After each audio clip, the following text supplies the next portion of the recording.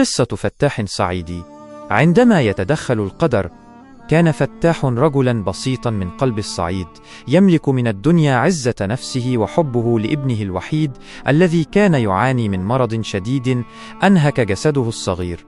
كان فتاح يقف عاجزا أمام سخرية بعض الناس الذين لا يرحمون، يهمسون من خلفه: كيف لفقير مثله أن يعالج ابنه وعمليته تتطلب مبالغ خيالية؟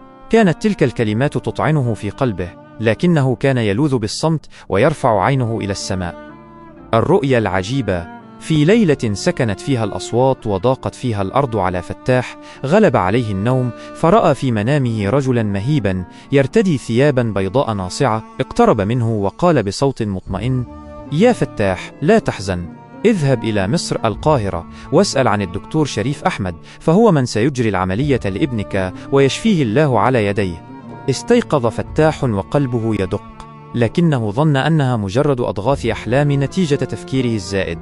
وفي الليلة التالية تكرر الحلم بنفس التفاصيل ونفس الهيئة، وهنا أيقن فتاح أن هذا أمر من الله وليس مجرد خيال. رحلة اليقين.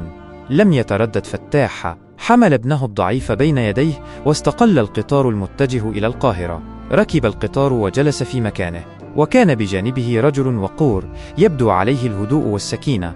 لاحظ الرجل تعب الطفل وحيرة الأب، فبادره بالحديث: نالك يا حاج، باين عليك شايل هم كبير والولد تعبان. انت رايح فين؟ تنهد فتاح وقال: والله يا ابني أنا رايح مصر أدور على دكتور اسمه شريف أحمد. حلمت مرتين بواحد بيقولي هو اللي هيعالج ابنك، وأنا راجل غلبان ومعيش تمن العملية، بس قلت أروح وأمري لله، يمكن ربنا يجعل لي مخرج. المفاجأة وحكمة الله. ابتسم الرجل والدموع تترقرق في عينيه، ثم وضع يده على كتف فتاح وقال: يا حاج فتاح، ربنا ما بيضيعش حد لجأ له.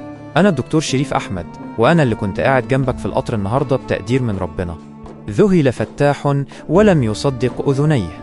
لقد أرسل الله الطبيب إلى مكانه وسخر له الأسباب دون أن يبحث عنها.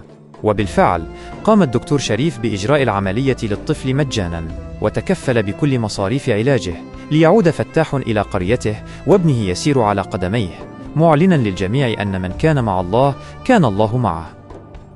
العبرة من القصة: ثق بوعود الله. عندما تنقطع الأسباب الأرضية تنفتح أبواب السماء. الرزق ليس مالا فقط، قد يسخر الله لك بشرا يكونون هم الرزق والنجاة. جبر الخواطر. كيف أن الله جبر خاطر فتاح ولم يتركه لسخرية الناس.